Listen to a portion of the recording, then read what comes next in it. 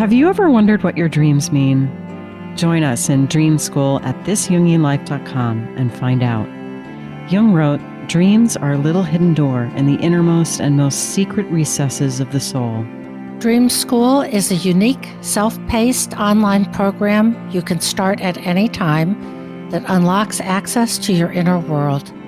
Our 12-month program provides the support, knowledge, and guidance you need to reach within, decipher your personal dream code, and harness it to optimize your life. By enrolling, you'll join an affirming community of fellow travelers, each pursuing a unique quest. And it's fun. Join us on an adventure to wholeness and healing through understanding your dreams. Go to thisjungianlife.com and click on Dream School. You'll be taken to our secure checkout. Once you join, you'll get immediate access to our first 3 modules. You can get started right away. We look forward to seeing you there. Welcome to This Jungian Life. 3 good friends and Jungian analysts, Lisa Marciano, Deborah Stewart, and Joseph Lee, invite you to join them for an intimate and honest conversation that brings a psychological perspective to important issues of the day. I'm Lisa Marciano, and I'm a Jungian analyst in Philadelphia. I'm Joseph Lee, and I'm a Jungian analyst in Virginia Beach, Virginia. I'm Deborah Stewart, a Jungian analyst on Cape Cod.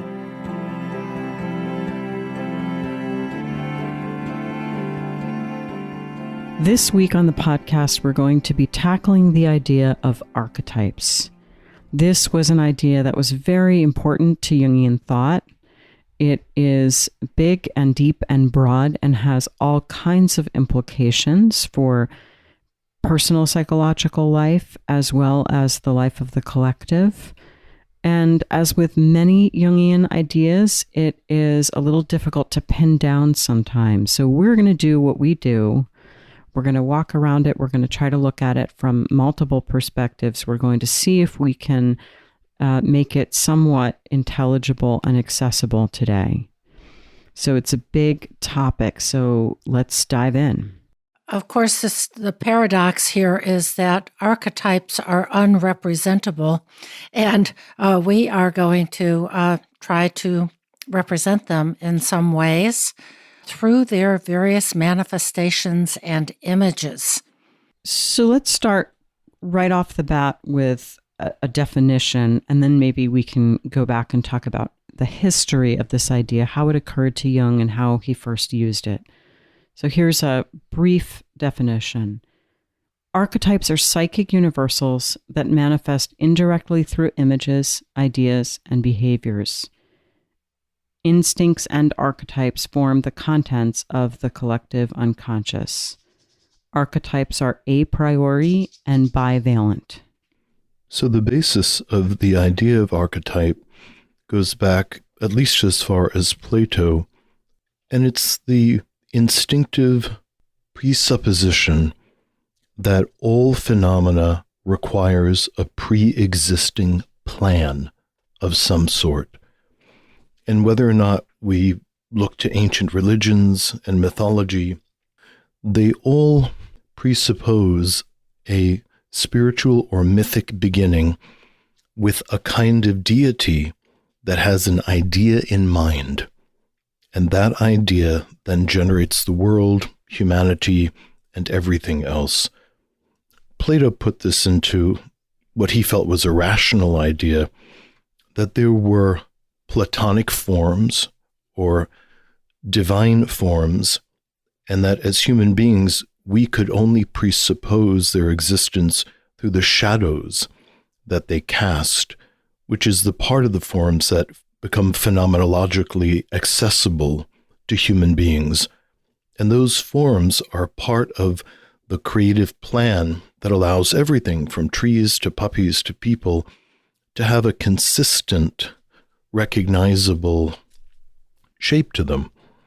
And the same idea shows up in Kabbalistic theology when they talk about Adam Kadmon. Goethe wrote about it, talking about the form. And any number of philosophers have continued to be entranced with this idea that there is a pattern behind life to stand against the existential distress of chaos.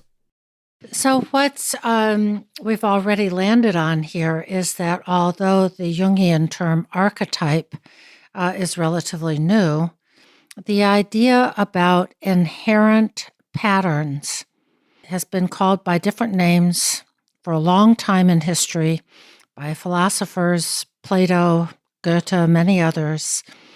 Jung made the analogy that it's kind of like the pattern of a crystal, that when there is a liquid form and the crystal has not yet emerged, that crystals will emerge with a recognizable form. And I think that's what you're referencing too, Joseph, with trees and puppies and people. There are recognizable patterns for things. Just going back to when Jung first started using this term, in 1909, he had an important dream that we'll talk about in a minute. And he said that this was kind of the dream that led him to the idea of the collective unconscious. In 1912, he used the term primordial image. In 1917, he used the phrase dominance of superpersonal unconscious. In 1919, we see the first use of the actual term. He called them archetypes of apperception. And by 1934, the book comes out, Archetypes of the Collective Unconscious. And in 1946, he makes the distinction between the archetype as such and the archetypal image, that he is careful to differentiate. They're two different things. So let's go back for a minute, though, and talk about when these ideas first started occurring to Jung. So the basis of Jung's archetypal ideas seems to be constellating in his university thesis. When he's writing about the occult phenomena that he's observing in the spiritualist church, which he and his cousin and other members had been involved with, he had been attending seances that his cousin had been leading, and he was trying to analyze from a psychological standpoint what was happening in her personality as she would transform from a kind of rather simple young girl into this very sophisticated worldly woman as she came under this trance. He began to presuppose that this other personality was a latent, advanced potential inside of the young girl, and that there was something inside of her that was leading her towards that more advanced version of herself. And this embraces the whole idea of teleology, that all of life, and particularly human beings, are reaching towards a higher level of development, and that higher level of development is already pre-imaged somewhere in the psyche. And that suggests that there is a pattern, or suggested it to Jung's mind, that human beings are reaching for, and that pattern is also part of the idea of the archetype. Mm-hmm. You're right, there's the very germ of it there. Jung also encountered the intimation of a pattern inherent and suprapersonal or non-personal when he was working as a psychiatrist in the Berkholtzy Hospital. One of the cases that Jungians talk about is the Solar Phallus Man. And this was the case of a man in his 30s who had a paranoid form of schizophrenia and suffered from hallucinations. But when he was quiet, he was allowed to just, wander through the corridors on his own. And Jung writes, "One day I came across him there, blinking through the window up at the sun and moving his head from side to side in a curious manner. He took me by the arm and said he wanted to show me something. He said, I must look at the sun with eyes half shut, and then I could see the sun's phallus.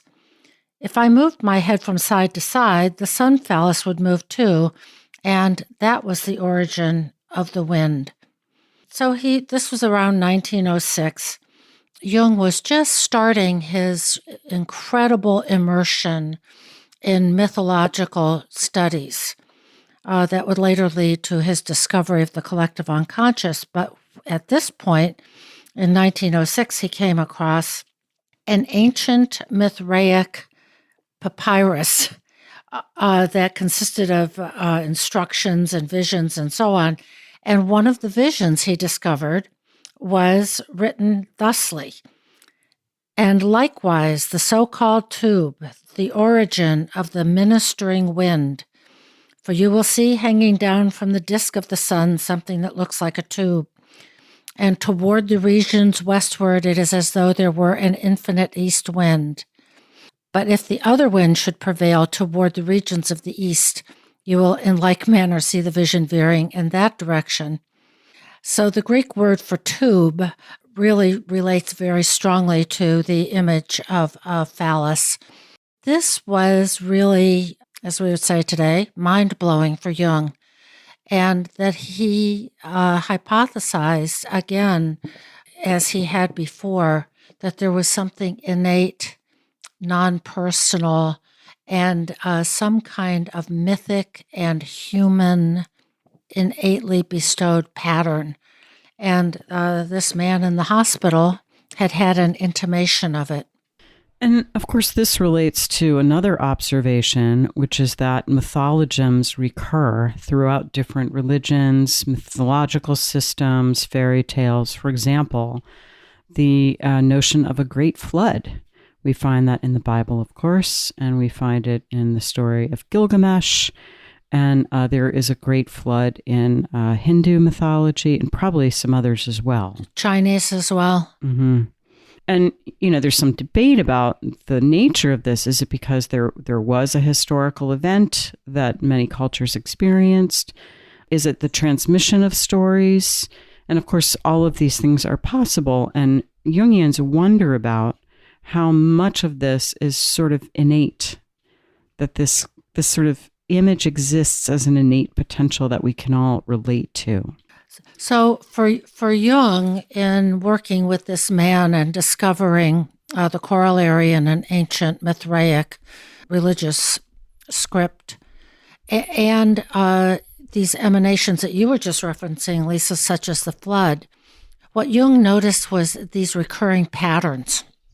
And then the hypothesis is that underneath the patterns and manifestations that we can see lies something that we cannot really perceive directly, but is a pre-existing a priori pattern in the human psyche. There was an author who came out a number of years ago claiming to have debunked the Solar Phallus Man and proven that Schweitzer may have had access to these texts before he went into the hospital. And I can't really speak to that in a way. I haven't sort of done the spade work to be able to say yay or nay if it's true or not. But what I can say is that in some ways it matters less whether or not these arose independently. For example, with the flood in Gilgamesh and the flood in Indian mythology, whether they spontaneously arose separately. What seems to matter is something about that image speaks to us and it takes root. But, in some sense, I'm thinking about things that happen in evolution. Like, for example, flight has evolved separately multiple times. So insects evolved to fly separately from birds, separately from bats, separately from, pterodactyls. So there's some kind of innate archetype of flight. And it wasn't transmitted genetically. It's not like insects learned to fly and then birds evolved from insects. That they both were able to access the same pattern. And then I'm thinking about how Jung continued to grow in his awareness of these patterns from his work as a student with his cousin and her seance alternate personalities to something like the Solar Phallus Man.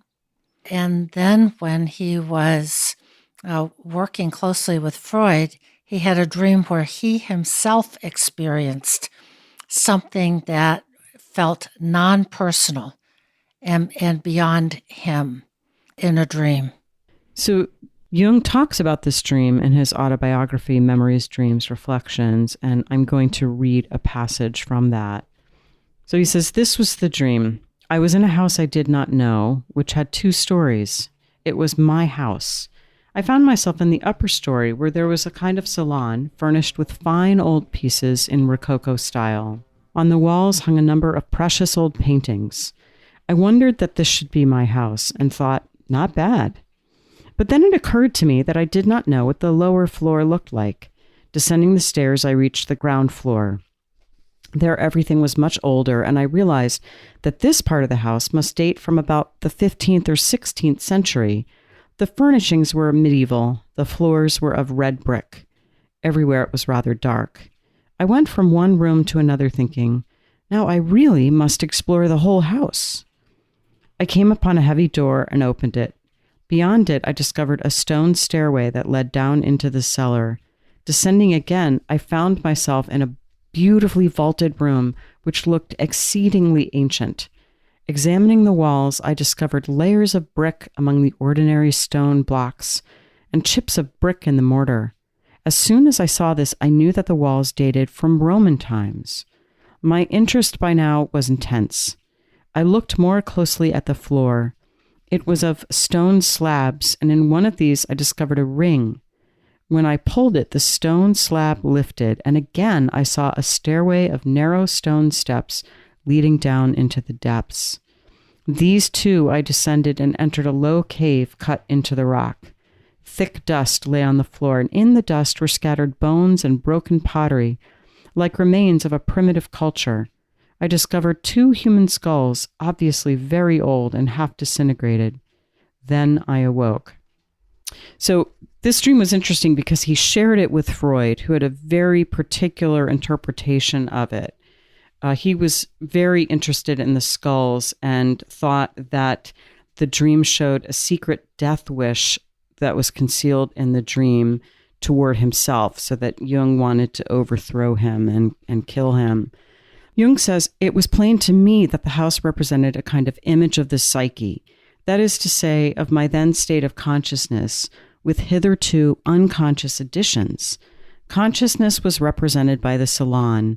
It had an inhabited atmosphere in spite of its antiquated style. The ground floor stood for the first level of the unconscious. The deeper I went, the more alien and the darker the scene became. In the cave, I discovered remains of a primitive culture, that is, the world of the primitive man within myself, a world which can scarcely be reached or illuminated by consciousness. The primitive psyche of man borders on the life of the animal soul, just as the caves of prehistoric times were usually inhabited by animals before men laid claim to them." I find myself thinking about the difference between Freud and Jung's treatment of the dream. That Freud wanted to weave the material into this personal narrative and move it regressively, and to confirm Freud's theory that the sons are eternally trying to kill their fathers. So Freud's harnessing of the dream to a very specific framework that he had already established, which I think was part of Jung's chafing about being trapped into a certain kind of mythology that was too tight, and the audacious freedom that Jung granted himself to kind of reject that lens and to formulate something universal for himself. This is something that was both a criticism and also a power of Jung's, to be able to look at his own intrapsychic experiences and to be able to determine when they were uniquely personal and when they were glimpses into a universal structure. And this is one of those dreams where Jung had enough personal potency to be able to say that I think this is a statement about how human beings are structured. And that he could really start in very specific ways, especially because he was immersed in mythological texts of all kinds to see that some experiences that we all have are more than just personal experiences, that Jung could not have had this kind of imagery simply from his own personal experience of these levels down and down and down. And he would later come to hypothesize that just as there is biological evolution, so we have a history of psychic evolution, and that this dream tapped into that, imaging it as this sub-basement with the two skulls. And this brings us to this idea that archetypes are these sort of ancient structures in the psyche, these ancient organs that we all have within us and we all have access to. So the significance of the collective unconscious is this is made up of instinct and archetype. That's what populates the collective unconscious, as it were. These are universal. They cut across cultures. Every human being has within him or her access to these ancient structures, and we all respond to them.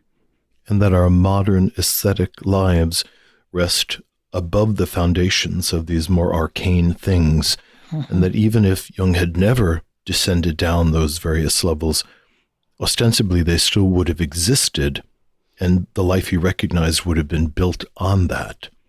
So if we take that as a personal philosophy, and of course we do that with our analysans, that when somebody comes in and talks about a very modern circumstance in their life, part of the analysis is to wonder what are the dimensions beneath that and beneath that and beneath that begins to give us a sense of the universality of the struggle. And Joseph, that's a really important place to go, because I think, the so what about the idea of archetypes, why does this matter? Why should we care about this?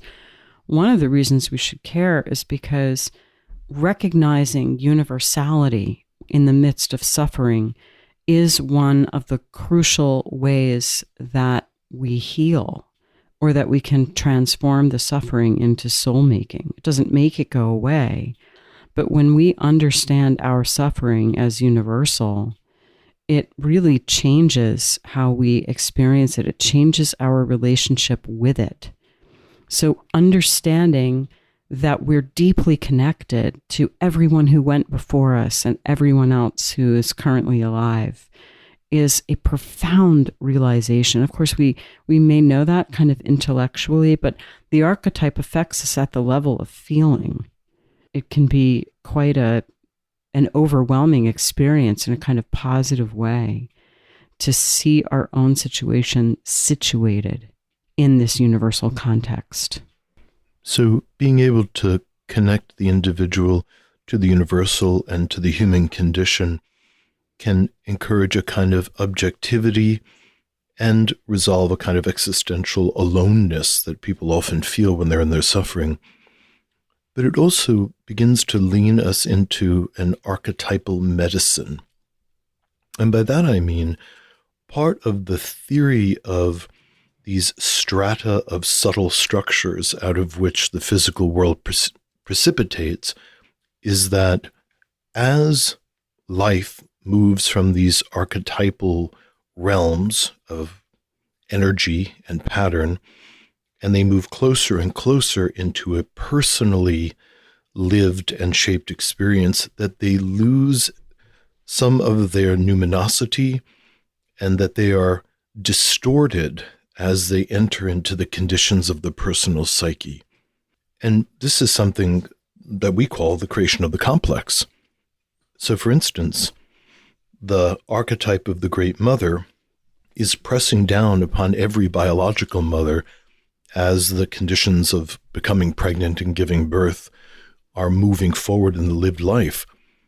The explicit memories of being mothered and providing mothering shape how the archetype is perceived in the psyche. The archetype is far more full, far more powerful, and has many more dimensions than the individual mother could possibly live out in a given environment. If her experience is small or inadequate to incarnate the fullness of the mother archetype, it's possible that the archetype can activate and begin to press, often through the dream world, press into certain capacities that she could incarnate, even though she hasn't had access to the lived experiences in her life. So the archetype can begin to push us into areas of development that are unprecedented based on lived experience. And I call that a kind of healing. So there is something about archetypes exerting a pressure to incarnate despite a poverty of lived experiences. Mm-hmm. And I think we see that clinically. I think we see it all the time. I've had several very moving experiences with clients who did not have positive lived experiences of a personal mother through various kinds of circumstances, who dreamed of positive mother images in the form of the Holy Mother for people who were not Roman Catholic. Then there is another example of somebody who, again, had a difficult personal history around mothering, got interested in genealogy, and was able to go back through and have very emotional, felt, lived experiences of ancestors who had no chance of ever having met him as he was alive on the planet. But those images came alive. And of course, fairy tales have many a wise old woman, crone who lives in the woods and tells you what to do. So all this by way of trying to add some examples to the idea that archetypes want to incarnate fully and to balance out positive, negative, salty and sweet images in the psyche. And the great personal example of this for all human beings is the pressure of the archetype of the self to incarnate in each person uniquely as an individuated person. That is central, I think, to all kinds of psychological systems in whatever way that they language it. But it all conceptually depends upon the idea that there is an a priori image of human potential that all human beings participate in and share in. Mm-hmm. Now, one radical idea that Jung brought forward and von Franz talked about extensively in her work is the reciprocity between the lived experience and the archetype, particularly in this realm of the self, that the archetype of human wholeness needs a lived experience in the form of human lives, and that the experience of being human is somehow communicated back into those archetypal realms, which helps mature the archetype itself. And that's a rather radical, organic relationship between the archetype and its manifestations that I think is quite radical and was informed in some ways by Jung's meditations and wonderings about the Christian mythos. Yeah, and what you're talking about really leans into this way where it's very, very mysterious what an archetype is and how it acts on us. Jung talked about archetypes as an image of instinct. He also, at one point, likened instinct and archetype to the ultraviolet and infrared parts of the light spectrum. He said that archetypes were like the ultraviolet and instincts were like the infrared, and if you followed them far enough in one direction, you touched the other side. So there's some mysterious psychoidal way that this very rarefied concept of archetype kind of lives in the body, is connected with instinct, is able to change and evolve, because that's what instincts do, as you're talking about, Joseph. But that this energy also kind of directs the unfolding of our lives in certain ways. There's a beautiful quote where Jung talks about that archetypes are like a dried riverbed. It's one of my favorites. And I'm also appreciating how much we have to resort to metaphor and image to even kind of touch on what this unrepresentable idea is. Here's the quote. Archetypes are like riverbeds which dry up when the water deserts them, but which it can find again at any time. An archetype is like an old watercourse along which the water of life has flowed for centuries, digging a deep channel for itself. The longer it has flowed in this channel, the more likely it is that sooner or later the water will return to its old bed. Mm-hmm. There is an ordering principle. But I'm also, the image of waterbed makes me think about this way that archetypal energies can be channeled, and in fact must be channeled, because we've been talking about archetypes in a mostly positive sense. But as I said right at the beginning, archetypes are bivalent. There is a positive pole of the archetype and a negative pole of the archetype, and this is true of all archetypes. So, for example, the mother archetype, there's the positive mother and there's the negative mother. And Barbara Hanna even talks about the evil inherent in every archetype, the evil hidden in every archetype. So it's necessary that these energies have a prescribed channel to flow through in the collective in any case. Here's Barbara Hanna kind of referencing what happens when the archetypes get unmoored. Jung spoke that night of what difficult days we live in, for the archetypal images of the collective unconscious are no longer content to flow into the prevailing religion. They have come loose from their moorings, so to speak, and are troubling modern man with the restless state of the energy which has been contained in the Christian religion for the last 2,000 years. Some of this energy has gone into science, it is true, but this is too narrow and rational to satisfy anything like all of the floating archetypal images. This is the reason for our many isms today, and it confronts the modern free individual with the task of coming to terms with them in his own life. So we don't have these religious structures that kind of forge these meanings for us. When we confront these energies in our own life, we're kind of on our own trying to figure out what to do with them. This takes me to the idea of complexes, because that is most often, every day, how we experience, confront, and live these energies as they get sort of funneled down into what we do and say, how we feel, what we believe. And there is a readily available source of connection to archetypal energy. Well, I want to come back to the quote that Barbara Hanna said, which we're all referencing in one way, but this idea that certain archetypal images have escaped their religious moorings and are kind of marauding around human culture. I think that that is a very, very important idea.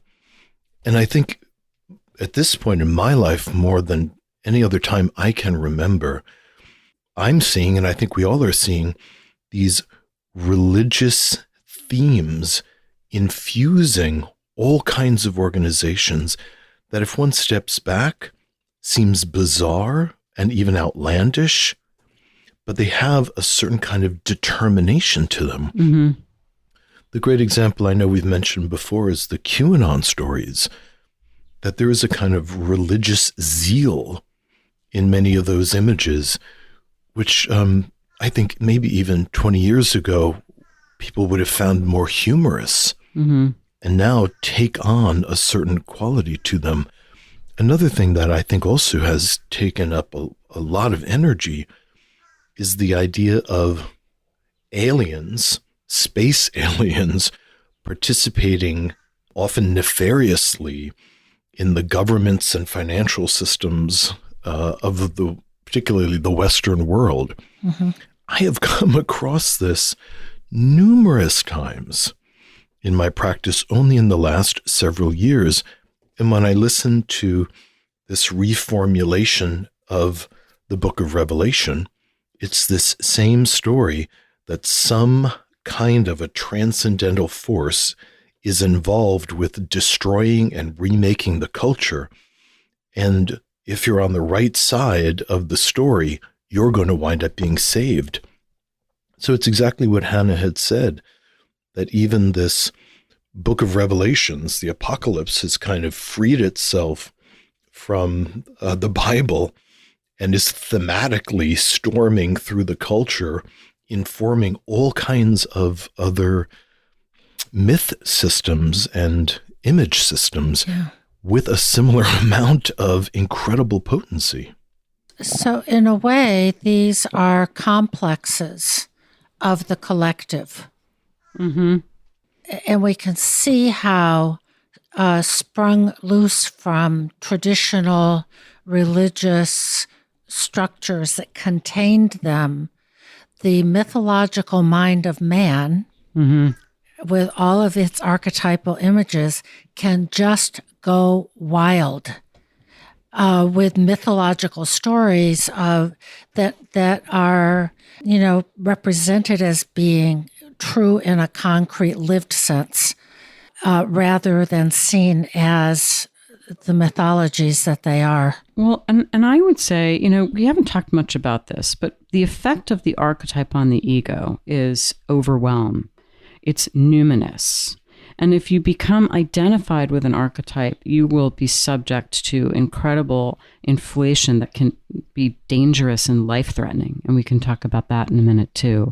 And I would say that any time someone possesses a belief with kind of totalizing zeal, I would assume that there's an archetype at work in there somewhere. Got a couple quotes from Jung, short ones. He says, the driving forces of a psychological mass movement are essentially archetypal. And in another place, he says, the essential content of all mythologies and all religions and all isms is archetypal. Archetypes can be dangerous. Jung explored what happened in World War II in Europe and what happened in Nazi Germany through an archetypal lens. He said it was the archetype of Wotan, come back marauding through Europe. And so we need to kind of be on our guard, and I think be a little bit suspicious about anything that threatens to sweep us away, even though being swept away can feel really wonderful. I think that political parties are ripe for housing these rogue archetypes that are kind of storming across the planet like titans and taking up residence in these thought systems and harnessing them and reshaping them, by the way. Because when an archetype becomes invested in an organization, the policies of the organization begin to change to accommodate the thinking that the archetype predominantly is aligned with. So, for instance, we might imagine that the Green Party in the United States is kind of become possessed by the archetype of Gaia. I will venture something that I think will sound provocative, but I think for it. Yeah, I think the current Democratic Party has become the vehicle of the Great Mother, both in her dark and light aspects, where the thinking and policies of caretaking and regulation of behavior, and everyone plays nice, and everybody has to be in a certain caretaking role to each other as a dominant theme. And in opposition to that, I think the current Republican Party is possessed by the Great Father, both in its dark and light aspects. Yeah. So we have these titanic mother and father possessing these two powerful ideological political systems, giving them a certain kind of religious zeal and numinosity. Yeah. So people storming the Capitol apparently felt like it was a religious war. Yeah. Felt like the Crusades to them because of the way that the archetypes have possessed the story. And that's exactly, I'm going back to my word and theme here of complexes. That is exactly what complexes do. They channel archetypal material in a way that it can just erupt suddenly, spontaneously into consciousness and just kind of take possession. And the insurrection on the Capitol is a terrifically good, powerful, recent example of that. And we say as individuals, we often say things like, I don't know what got into me. Mm-hmm. Something got into me. Something made me do it. I think what we're doing is bringing this concept of the archetype down in very vivid ways, observable ways, into the world we live in collectively and certainly individually. And Jung was concerned about archetypal possession. I mean, a lot of people that come into Jung's material feel very expansively lit up when we read about archetypes and mythology and fairy tales, and it's endlessly fun for people that are drawn to it. But Jung had a very ambivalent feeling about archetypes, because when they activated, he could reasonably predict that various inhuman feelings and behaviors were likely to emerge within an individual or a group. When he or other clinicians began to feel that an individual's psyche was on the verge of a major archetypal activation, he would task them with reading fairy tales endlessly, reading mythology endlessly, so that there would be images and structures other than just the personal life within which this archetypal god could inhabit and minimize the damage to the individual. And so I would venture to say that studying archetypes, mythology, and fairy tales is a kind of vaccination against archetypal possession. Yeah, because archetypes, the charge, the voltage is so great that it will just overwhelm the organism. And we almost need a kind of series of transformers to step down the power so that we can relate to it in a way. And there's this image from mythology that, you know, in Greek mythology, if you ever saw a god in his actual form, you were incinerated. You can't come into the presence of an archetype without having some way to mediate that energy. And coming back to the personal, this is one of the things that parents do. So the baby comes into the world and there's, according to the theory, this pre-programmed potential of a pattern of understanding and experience from mother and father. And the individual parents mediate the archetype for the child, so that if you had kind of good enough parenting, the mother archetype gets connected with all of the things that your mother did. And then you have a mother complex that is perhaps mostly positive. You've got all kinds of memories and kind of image schemas for mother. So we realized that we had not differentiated between the archetype and an archetypal image. So an archetype is a predisposition that the human psyche is incapable of perceiving directly. We come into knowledge, or we become suspicious that an archetype is present because of the image that it evokes or constellates in our own psyches, whether that's through dreams, fantasies, artwork. And that archetypal image can also inform the energy around us and constellate as synchronicities, events that seem to have a kind of magical congruence with something we were thinking or feeling. But we come to know it because something has happened which can be perceived with our five senses. One of the efforts, I think, to try to categorize archetypal images was in the creation of the tarot. And tarot decks are remarkably congruent across great spans of time. The symbolism is changed a little bit. Maybe it's more sophisticated or more basic. But let's say the archetype of the Fool in Tarot card 0 remains fundamentally similar across hundreds and hundreds of years. So I actually think that there is something emerging in the human psyche that is trying to codify the primary archetypal images and develop a relationship with them through tarot. And this, of course, informs the movie industry. Mm-hmm.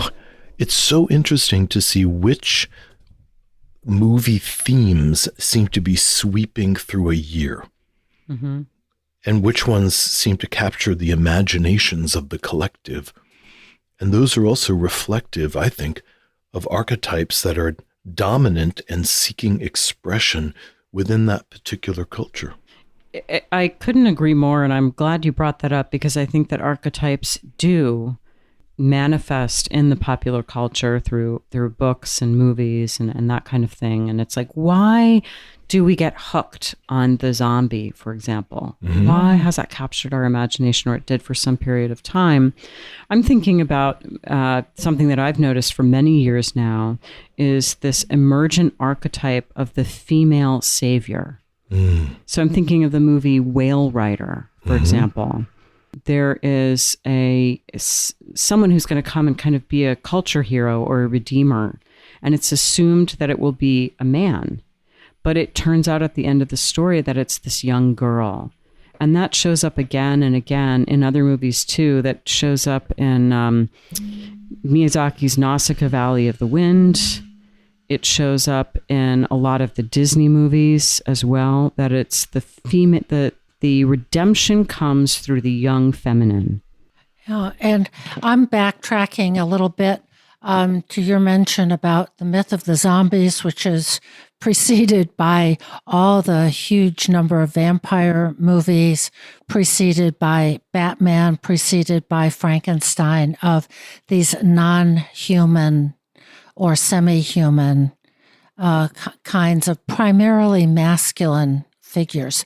So it's interesting to see these archetypal images. They're out there everywhere, and all we have to do is look for them and track our modern mythologies, for example.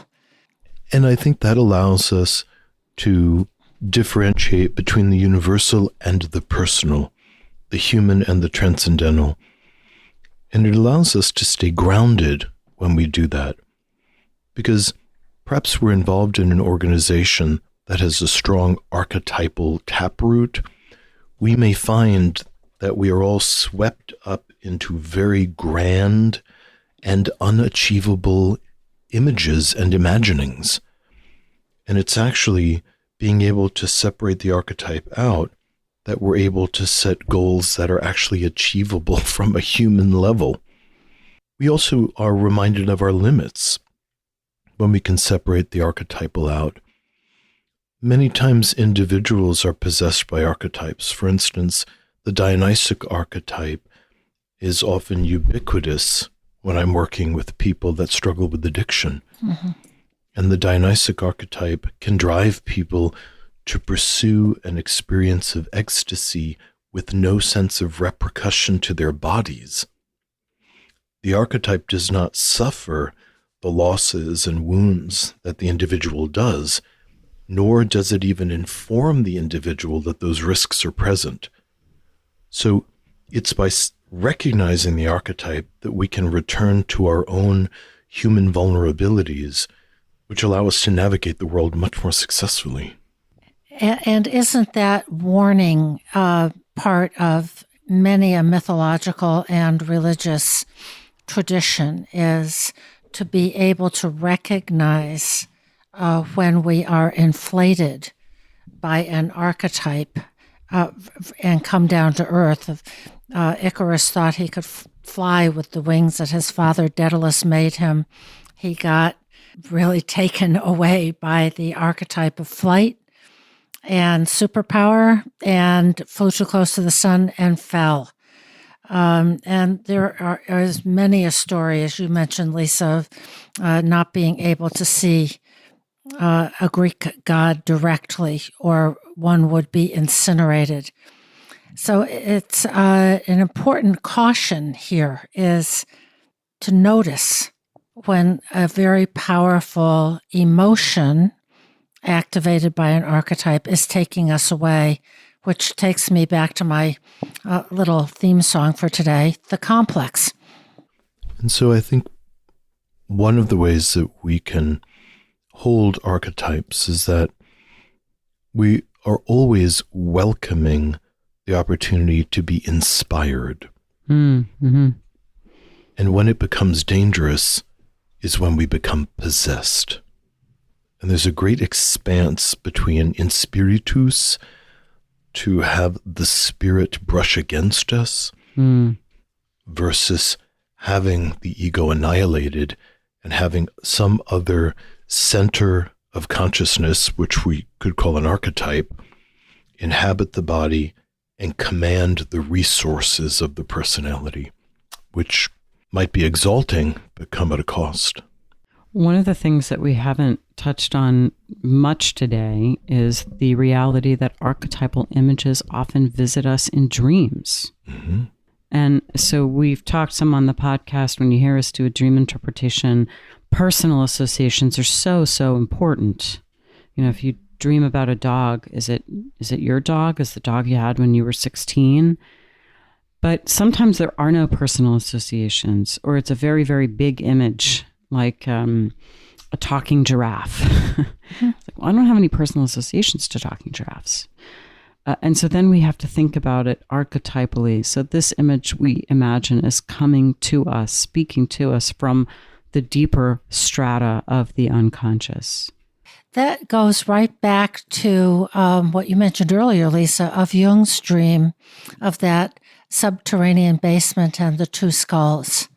There are images that don't have personal reference, or they may have a toehold in a personal experience. And we recognize them because there is something very powerful and compelling about this image, that we recognize there's a quality of otherness, of, wow, this didn't just come from me and my lived experience.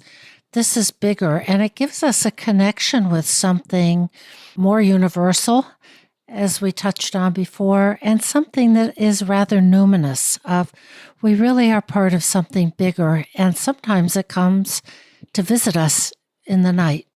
And maybe that's a good time to switch to a dream. Hey, Lisa, what's been going on about your book?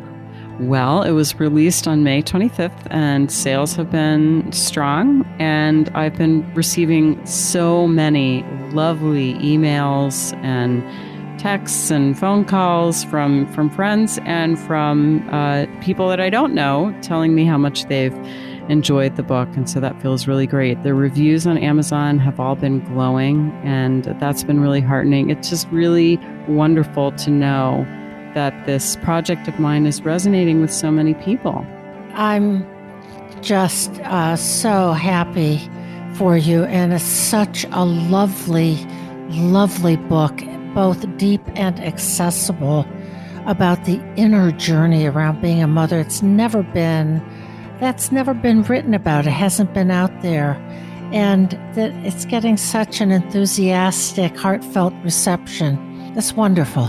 Yeah, I would love it if listeners who've read the book could write a review on Amazon, because although there are many wonderful ones there, more is always better. So thanks in advance for that.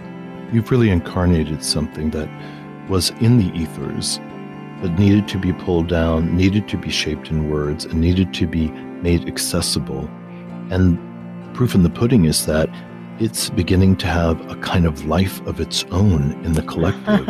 Yes. That speaks a lot to the timeliness of this. Yeah, I think you're right, Joseph. The analogy to a baby is just too rich and too good and too multifaceted to be missed. It's having a life of its own, which is just what we want. That's right.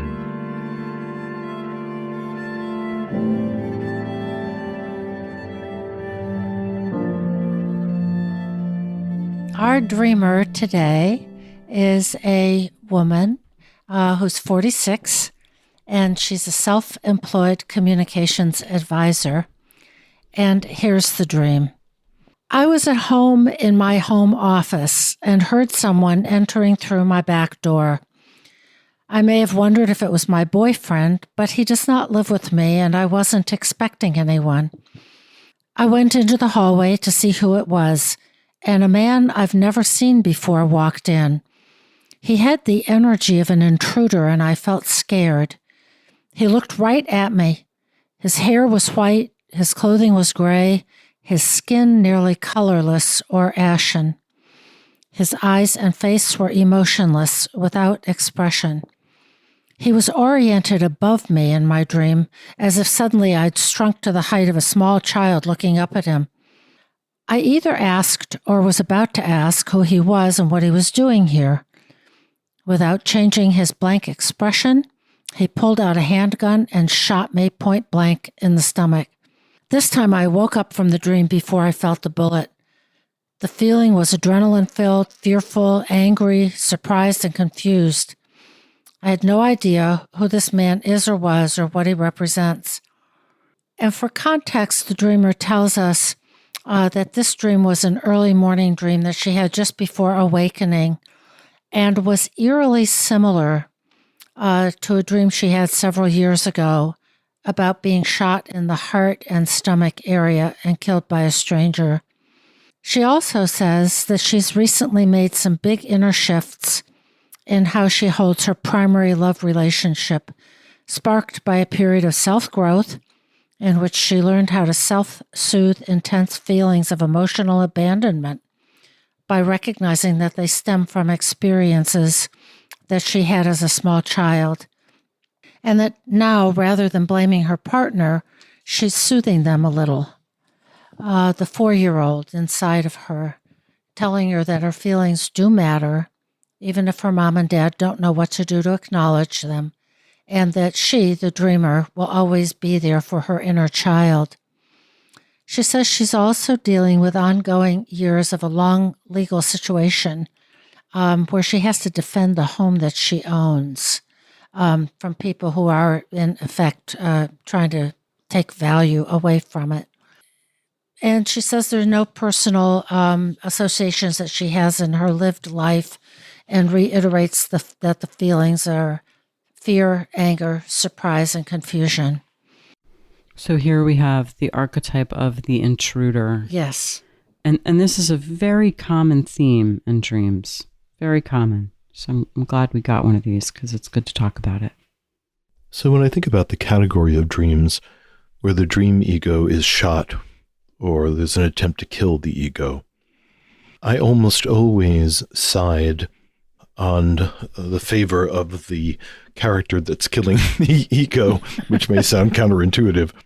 But if we refuse any form of literalism in analyzing the dream, and we really are disciplined to this symbolic attitude, that gives us the freedom, of course, to not take this literally, and a boldness to imagine that the shooting of the ego is medicinal in some fashion.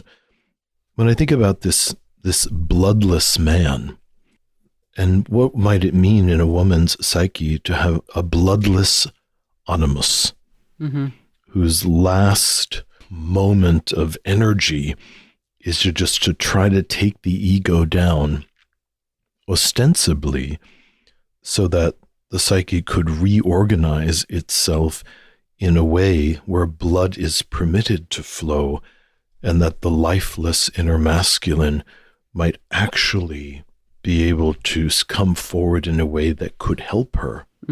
Yeah, I think I'm down the same road. I mean, this is the kind of dream that people will often bring in who have felt oppressed or, dare I say, victimized, and kind of hold it up as, see, here's an image of what I've been going through in my life.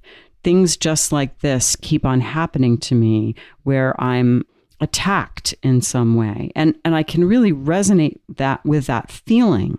I think a lot of times when people have these dreams, they have had very difficult experiences and they feel them very deeply.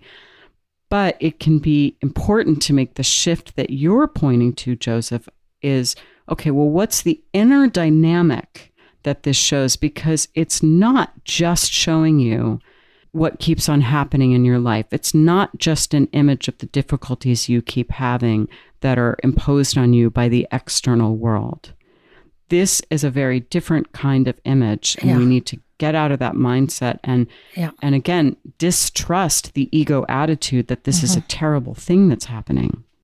I am also entertaining the idea here because of the bloodlessness of this man and the lack of expression on his face.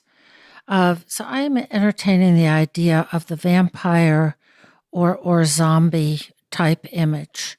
I'm pointing to this as a drama in the inner world. And yes, the dreamer mentions a taproot in her history of difficulties growing up with insufficient nurturing from parents, is what is implied. I am curious about who and what this figure in her inner world is, and that he has appeared in such a very dramatic, literally explosive way, at least for the second time, because she mentions that she had a similar dream several years ago. And I'm wondering, Freudian slip there, about what part of her psyche is annihilating. There's an inner battle going on here. Well, I'm thinking of this. I mean, we've said bloodless, but she says more ashen, but they're obviously related, is that this is a character who is unmoved by sentimentality. Yeah, cold blood. There's a cold-bloodedness here, which can be a very useful thing for a woman to get her hands around. And many of us have trouble finding that place of cold-bloodedness, where we just have to do the deed without without caring too much about what that might mean in the relational frame. Sometimes we have to be ruthless. And this character is cold-blooded and ruthless. And I'm also curious about the fact that she gets shot in the stomach. Mm-hmm. Gut shot. Yeah. Mm-hmm. So I'm wondering if she perhaps needs to kind of kill off an over-sentimentality. Well, when we think about the dream being compensatory, I go back to her comments at the end of the sheet where she says she's recently been soothing her inner 4-year-old child and making that a kind of priority. On one level, that can feel like an attainment. It can feel comforting, and inner child work is very interesting. But it's also powerful that the dream maker gives her the opposite experience. Instead of highly valuing or perhaps overvaluing the inner child, the unconscious says, well, what's it like to have the inner child just taken away, just taken out? And it's interesting to sit in that spectrum, because being dominated consciously or unconsciously by the inner child has all kinds of troubles associated with it, as well, of course, as a potential for healing. But it's not all an upside. I want to come back to the idea of being shot in the stomach. Now, when we think about being shot in the abdomen, there's a lot of different things in your abdomen. So I don't know whether she's just talking about the general region of the abdomen, because there's a lot of stuff in there, and depending on where she gets shot in the abdomen, I mean, is she shot in the womb? Is she shot literally in the stomach, which is this alchemical organ of digestion? Mm-hmm. You know, the pancreas, the liver. So if this were my client, I might actually have them, if they can remember, determine exactly where the gun was pointed in their dream belly to try to get a sense of what they were gunning for. Mm-hmm. But let's assume the stomach is quite literal. You know, to have the stomach shot has something to do with her capacity to metabolize, and particularly the alchemical capacity to break things down into their component parts. Mm-hmm. It's interesting that the bloodless figure would go after this aspect of the inner child. One of the stories I could make about that is that the inner child is too voracious, and the animus is clamping down on the child's constant sense of hunger by shooting it in its stomach. This could also be truly an attacking inner figure, the inner persecutor, that perhaps, which we can count on the inner persecutor in this, what I was calling a vampiric kind of presentation. We can count on something like this emerging when we start to push back against life constraints that have been deeply instilled in us. And when we start to become more aggressive, more self-caring, and kind of go against things that we absorbed as children, and then something will come up in the psyche to try to kill that off. Don't you dare. So here she is soothing her inner child. She's also embroiled in some kind of a legal thing where she has to defend her home. And I wonder if as she becomes more assertive, this inner figure comes up to attack her. So this would be very much Kalshed's notion of the archetypal self-care system. Right. The footnote here is Donald Kalshed, who writes about trauma. So the implication here is a history of some relational trauma. That's really interesting, Deb. And of course, that's the other way of looking at it than Joseph and I have been going at it. They're actually not totally contradictory, these two ways, because of course the inner persecutor is also the inner protector, and in some sense wants the best thing for the dreamer, even though it works in this mysterious way. I want to float something that maybe is a little bit in between where the two of you are going, which is she says that she's been dealing with feelings of emotional abandonment differently, that instead of just blaming her partner, she's trying to take care of those feelings by self-soothing. And it's true that when we're feeling emotionally abandoned, we can lash out at other people and blame them for it. We can turn toward ourselves and comfort ourselves, and clearly that's better. But also, sometimes when we're feeling emotionally abandoned, it's because there's a need that we have that's not getting met. And instead of just lashing out at someone and that being ineffective and maybe even creating more discord, we can go after what we need with some appropriate aggression. And I wonder about that as a place for this dreamer maybe to go. And if that's what the intruder is trying to call her attention to. I like holding the dream in both of those polarities. Is the shooter trying to help the psyche? Is the shooter hindering the psyche? Is it both? Because I think that the psyche is so complicated in so many different ways. But I think I'm leaning towards the side of the shooter helping because the dream ego becomes a child and then is shot. So if we do the if-then, if I shrink down to the height of a small child, then something inside of me shoots me. So it also could be a very strong negative reaction to regressing, and that the psyche is not tolerating regressive behavior. And the regressive behavior has something to do with feeling blaming and abandoned and going into battle mode. So her recent experience of taking care of her inner child, which also means she's differentiating from it. I have an inner child, so therefore I don't have to be a child.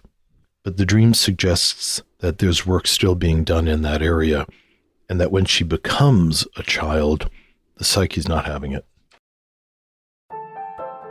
You've been listening to This Jungian Life.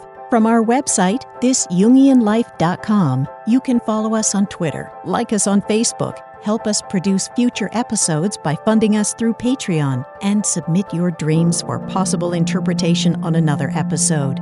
We'd like to thank our listener who shared a dream for today's show and hope you'll let us know what topics you'd enjoy hearing more about. Until next time, keep living this Jungian life.